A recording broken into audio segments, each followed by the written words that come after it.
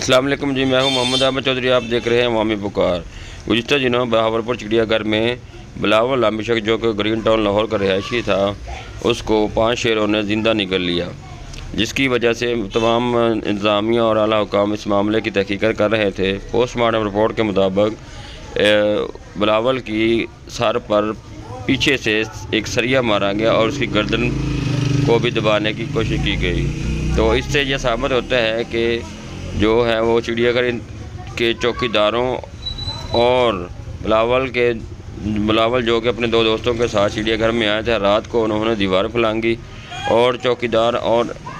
ایک security guard سے ان کی ہاتھا پائی ہوئی، جنہوں نے اس کے سر پر سریاں مارا اور اس کی گردن دبائی۔ جب وہ اس کی موت واقع ہو گئی تو انہوں نے اس کی لاش کو لگانے کے لیے اس کو شیر کے پنجرے میں ڈال دیا، جہاں پر شیروں نے اس کو لقمہ بنا ڈالا اور اس کا صرف سر اور بازو بچے۔ اب مسئلہ یہ ہے کہ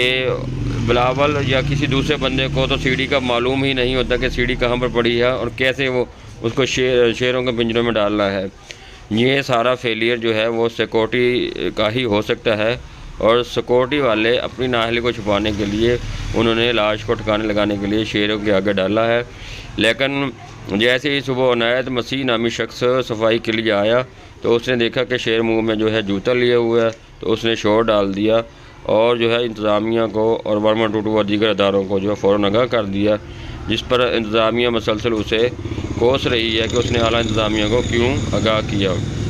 لیکن مسئلہ یہ ہے کہ ابھی تک اس واقعے کی کوئی شفاف تحقیقات اور نہ ہی اس کے کوئی نتائج نکلے ہیں۔ تو تمام جو ہے بلاول کے ورثاء بھی اور تمام لوگ اس بات پر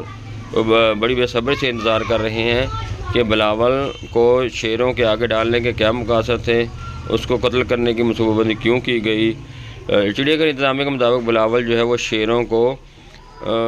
چوری کرنے کے لیے آیا تھا، شیر نہ ہو گیا۔